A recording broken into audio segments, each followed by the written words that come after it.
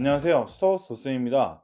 자, 오늘은 구독자분들 중에서 그 중등 교재에 대한 질문이 많으셔서 중학교 개념 교재와 유형 교재에 대한 제 생각을 말씀드리려고 해요. 사실 제가 이 주제는 진짜 말씀드리기 좀 싫었어요. 왜냐면 과거에도 제가 학원 운영을 할 때도 여러 원장들하고도 좀 많이 부딪혔고, 이 부분 때문에 선생님들하고도 좀 많이 부딪힌 부분이 바로 이 교재 때문이었거든요. 혹시라도 이 영상이 교재 소개해 주는 영상 아닐까 하고 생각하시고 오신 분들은 기존에 갖고 있던 어떤 생각과 많이 부딪힐 수 있기 때문에 저는 솔직히 좀 조심스럽긴 한데, 그래도 저는 계속 이 방법을 쓰고 있고, 그다음에 제가 생각하는 것이 무조건 맞다는 아니지만 그래도 지금 계속 결과를 내고 있기 때문에 '아, 이렇게 생각하는 사람도 있구나.' 하고 신기한 시선으로 한번 얘기를 들어보실 분들은 한번 또 들어보셔도 도움이 될 것 같아요. 많은 분들이 지금 사용하는 그 중학 수학 커리큘럼 순서가 개념서를 보고, 그다음에 유형서, 그다음에 심화교재, 이렇게 진행하는 분들이 많으신 것 같아요. 개념서는 뭐 쉬운 순서대로 체크 체크, 뭐 개념 플러스 유형, 개념 원리, 투탑, 뭐 순막 콩나무대, 이런 식으로 좀 대표적일 것 같은데, 과거에는 좀 이렇게 개념서가 중학교는 많이 없었어요. 근데 엄청 많아졌죠. 그만큼 수학 과목이 좀 아이들이 어려워한다는 뜻이겠죠. 자, 쉬운 순서라고 말씀을 드렸지만 약간 단계가 있다고 좀 생각을 하셔서 그런지 중학생들이 개념서를 좀 고등학교처럼 여러 권을 보는 친구가 있더라고요. 뭐 체크 체크를 보고 뭐 순마나 투탑을 보던가 뭐 그런 식이죠. 유형서 같은 경우에는 뭐 센이나 RPM 등이 있고, 심화 유형서 같은 경우에는 블랙라벨, 뭐 최상위 수학, 뭐 A급 수학 등이 있죠. 만약에 학생이 인강도 안 듣고 혼자 공부하는 학생이라면 지금 방금 말씀드린 커리큘럼으로 진행하셔도 중등 과정은 차고 넘치게 준비가 될 것 같아요. 그런데 전 이 방식대로 수업을 해본 적이 단 한 번도 없어요. 그래서 제가 말씀드리기 애매한 거예요, 진짜로요. 심지어 제 학군지 학생들도 이렇게 해본 적이 없어요. 이 방식이 나쁘다고 말씀드리는 건 절대 아니에요. 단지 아무런 목적성이 없는 상태에서 커리큘럼을 따라가는 것은 매우 잘못됐다고 저는 생각을 해요. 전 제가 경험하고 사용하는 방법만 말씀드린다고 전에도 말씀드렸죠. 사실 다른 강사분들이나 좀 이렇게 유명하신 분들 있죠. 그런 분들이나 아니면 수학 유튜버 분들, 그분들 내용도 좀 참고하고 싶은데 사실 그럴 시간이 없어요. 지금도 새벽이기도 하고 너무 바빠서 제가. 하여튼 들어보시고 이 판단은 구독자분들한테 맡기도록 하겠습니다. 보통은 이 초등 고학년 때부터 중학교는 어디로 가게 될지 거의 정해져 있죠. 제가 좀 전에 중등 커리큘럼에 목적성을 가져야 한다는 그 말씀드린 부분은 진학할 중학교는 어느 정도 정해져 있다는 전제에서 시작하게 됩니다. 전 이렇게 생각을 한번 해 봤어요. 만약 우리가 10만 준비하면 되는 일이 있다고 생각을 했을 때, 어떤 사람은 100을 준비하고 또 어떤 사람은 50을 준비하기도 하죠. 아니면 정말 딱 10만 준비하는 사람도 분명히 있을 거예요. 그렇다면 처음 말씀드린 커리큘럼 있죠? 그 커리큘럼은 각 지역이나 학교에 따라서 10만 준비해도 되는 상황인데 100을 준비하는 커리큘럼이 될 수 있어요. 저라면 중등에 10을 준비해야 되는 상황이라면 20만 준비하겠어요. 너무 적죠? 그럼 왜 그렇게 하는 것이고, 겁도 없이 그렇게 할 수 있는 이유는 무엇일까요? 그 이유는요, 각 지역마다 준비하는 과정이 모두 다르기 때문이에요. 그래서 내신은 애초부터 1타 강사가 존재할 수가 없어요. 학교 선생님이 항상 1타 강사니까요. 만약 학교 배정을 아직 못 받아서 어디로 갈지 모르더라도 대략 주변 학교 두세 개의 학교를 대상으로 족보나 내신 코치 사이트에서 2-3년 정도 기출을 확인하시던가, 지역 카페를 이용하시던가, 주변 중학생들에게 물어봐도 좋죠. 그것조차 힘드시면 학원을 다니지 않아도 학원 상담을 한번 가보세요. 가려고 하는 중학교 정보가 엄청난 비밀도 아니기 때문에 시험의 난이도에 대해서 물어보시면 알려주실 거예요. 자, 이 정도의 손품, 발품을 파는 것은 크게 어렵지 않다고 저는 생각을 해요. 그렇게 하시면 내 지역에서 심화 문제를 어디까지 봐야 할지 어느 정도 판단이 서실 거예요. 중학교 학교 시험에 최상이나 A급 정도의 문제가 얼마나 나오는지 이런 거를 판단할 수 있는 기준이 된다는 거죠. 만약 그것도 귀찮으시면 그냥 아이한테 한번 풀려보시면 준비가 좀 된 상태인지 좀 정확하게 알 수 있겠죠. 근데 많이 이렇게 찾아보시다 보면 전국의 최상위나 A급 수학 문제로 도배되는 학교는 많이 없다는 걸 좀 아실 거예요. 학군지에 해당되는 몇몇 학교들도 서술형이 아주 특이하게 나와서 사실 시중 문제집으로 대비하기 힘든 것도 많아요. 그런 것 제외하고는 전 사실 일품 정도면 30 정도의 준비가 되는 게 아닐까라고 저는 생각을 하고 있거든요. 자, 계속 말씀드리지만 중등 과정의 핵심은 학습 습관을 잡고 고등 과정을 준비하는 과정이죠. 그래서 중등 시기에서 절대 소홀히 하면 안 되는 것이 바로 시간이에요. 고등에 비해 시간이 많다는 거예요. 그런데 목적이 없는 중등 커리큘럼을 잡아버리시면 그 시간을 허비하게 돼 버려요. 대부분의 중학교는 이미 교육 과정이 절대평가로 자리 잡혀 있는 상태죠. 몇몇 학군제를 제외하고는 고등학교처럼 굳이 심하게 변별력을 나누어서 아이들을 힘들게 할 필요가 없어요. 대부분의 중학교 선생님들은 그걸 제일 잘 알고 계세요. 그리고 제 생각은 사실 특목자사고를 준비하시는 게 아니라면 유형서의 센수학 정도만 공부하고 고등을 준비해도 전 충분하다고 전 생각을 해요. 만약 현재 지금 살고 계신 지역에서 센수학 C단계 정도면 90점 이상이 확정인 상태인데 센 C도 빨리 못 푸는 친구가 일품을 풀고 최상위를 무리하게 풀죠. 그리고 시험 보고 나면 이제 아이들이 패턴이 비슷해요. 깜빡해서 틀리고 실수로 틀리고 그다음에 긴장해서 또 틀려서 90점을 못 맞거나 해서 B를 받던가 하는 경우가 중학생들에게서 가장 많이 일어나는 패턴이에요. 즉 공부 습관부터 잡아야 하는 학생들이 대부분이라는 거죠. 먼저 이 영상을 보시는 분들의 각 지역이 어느 정도의 난이도를 요구하는지부터 생각하시고 그 지점을 목표로 잡으시는 게 우선이에요. 정말 A급 문제를 한 시험지에 4-5 문제를 출제한다? 그럼 처음 말씀드린 커리큘럼 하시면 되죠. 하지만 10만 준비하면 되는 상황이면 20에서 30 정도만 준비하는 게 맞지 않을까요? 절대 100을 준비하지 말라고 말씀을 드리는 거죠. 그리고 그 남는 시간을 식연습을 하거나 공부량을 늘리거나 이런 학습 습관을 잡는 데 더 신경을 쓰시고 고등학교 준비에 쏟아붓는 게 맞죠. 그 시기가 중1이 됐든 중2가 됐든 중3이 됐든 말이죠. 꼭 이렇게 말씀을 드리면 이제 어머님들 중에 그렇게 말씀하시는 분들이 꼭 계세요. 그래도 최상이나 A급은 다 풀어야 고등 가서 잘한다고 하던데요. 사실 제가 제일 많이 듣는 말 중에 하나예요.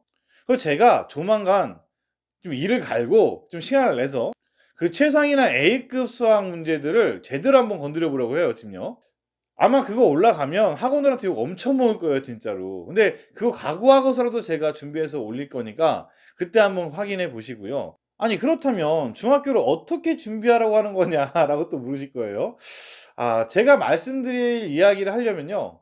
일단 중학교 과정에 대한 현재 우리나라 교육 과정에 대한 올바른 좀 해석이 좀 필요해 보여요. 자, 우리나라 중학교 과정은 많은 개정을 거쳐서 사실 난도질을 좀 많이 해 놓은 상태예요. 그 이유가 어떻게 되었든 현실은 그렇죠. 지금 30-40대 분들 중에 중1 첫 단원 혹시 기억하세요? 바로 집합이거든요. 그 집합은 좀 기억이 나실 거예요, 아마.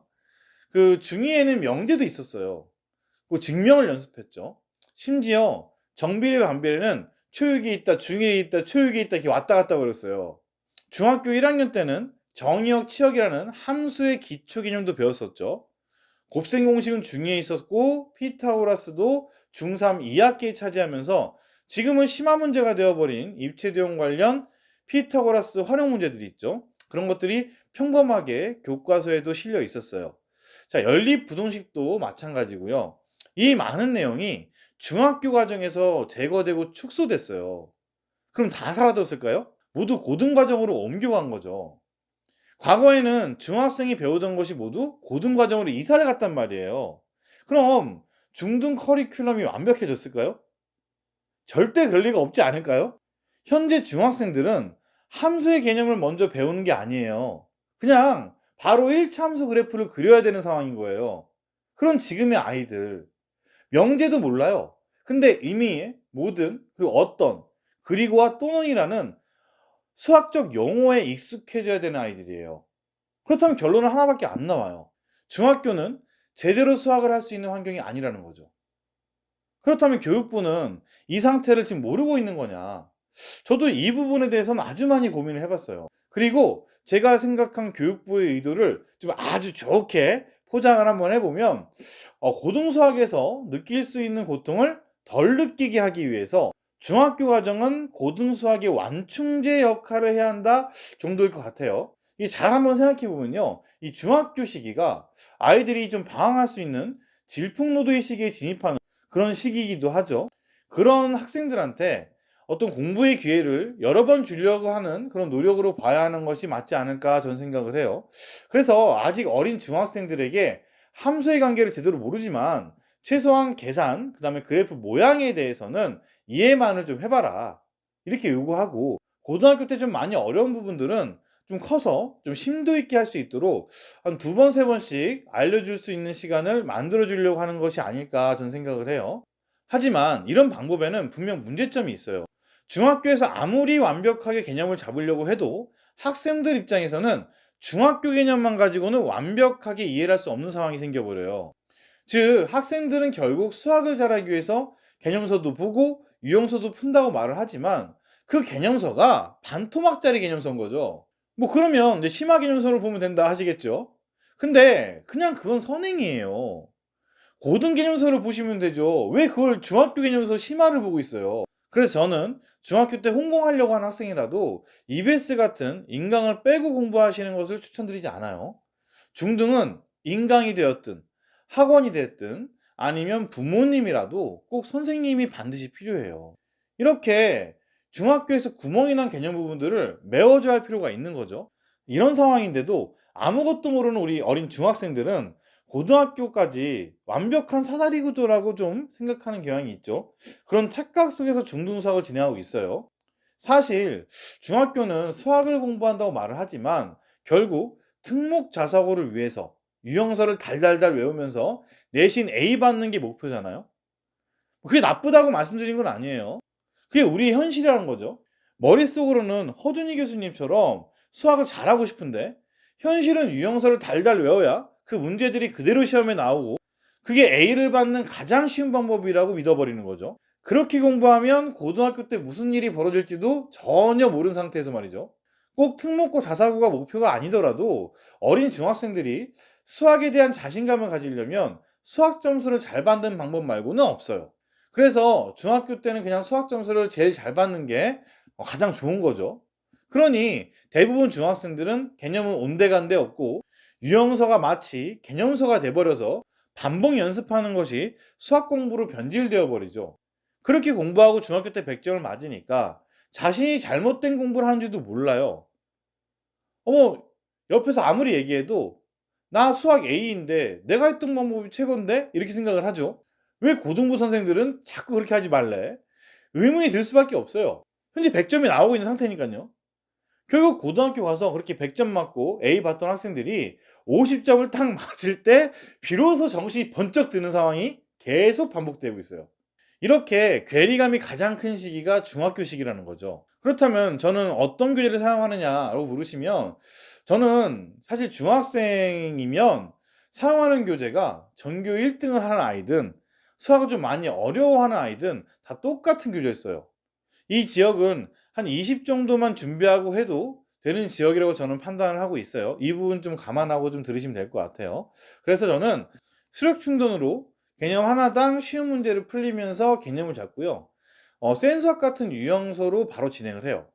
그리고 학기가 시작하면 개념을 한번 정리하자는 차원에서 저는 교과서를 정독시키고요.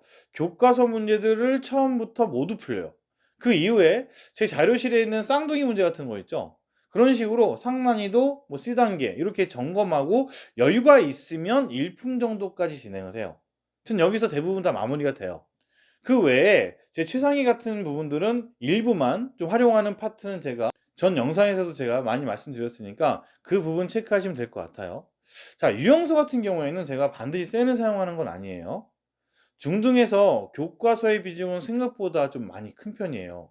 자, 수행평가부터 학교 선생님의 추가 자료들도 대부분 교과서가 기준이 되기도 하고 각 학교 교과서 출판사에서 선생님들한테 제공을 또 해주기 때문에 본인의 학교 출판사를 기준으로 유형 문제집을 좀 선택하는 것도 하나의 방법이라고 저는 생각을 해요. 저희 경우는 그래서 주변 학교 교과서가 신사고가 많아요. 그래서 센을 좀 사용하는 편이고요. 만약 비상 출판사가 있으면 개념 플러스 유형을 선택하는 방식인 거죠. 문제 유형들이 모두 비슷하긴 하지만 몇몇 심한 문제나 문제 출제 스타일이 각 교과서 출판사마다 조금씩 차이가 있어요. 고등으로 가면 조금 더 이게 심해지는 것 같아요. 예를 들어 보면요. 비상교과서 같은 경우에는 문장형 문제 난이도가 조금 더 높다던가, 미래인 같은 경우에는 기하 문제들이 조금 더 어렵다던가 이런 식이죠.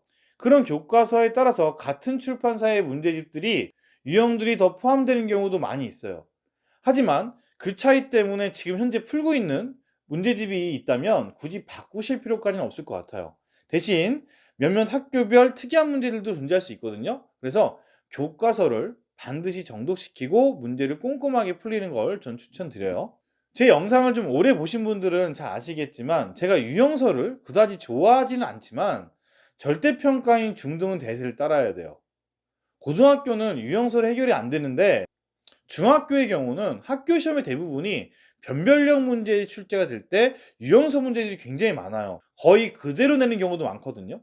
그래서 시험을 좀 잘 봐야 되는 이제 중학교 학생들 같은 경우에는 무조건 유형서를 기준으로 잡고 전 생각을 많이 하는 편이에요. 자, 그래서 제가 결국 말씀드리려고 하는 거는 현재 거주하고 계시는 지역의 학교들에 맞춰서 목적을 좀 분명히 하셔야 된다는 거. 그리고 그 이상 중학교 과정에 투자하시는 것은 시간 낭비가 될 수 있다는 거를 좀 말씀드리고 싶고요. 그 시간을 제발 고등수학 3과정에 좀 많이 투자하세요. 그래서 중학교 과정은 시간과 목적이라는 두 개의 키워드를 가지고 명확한 기준을 세우셔야 한다는 것을 좀 말씀드리고 싶어요. 끝으로 아이에게 어울리지 않는 목적이 없는 커리큘럼은 가장 중요한 시기인 중학교 시절에 수학에 대한 자신감을 저하시킬 수가 있어요. 남들은 하는데 넌 왜 못해?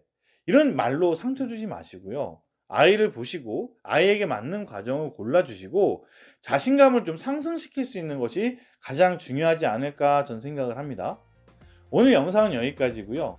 다음 영상은 더 좋은 영상으로 찾아뵙겠습니다. 감사합니다.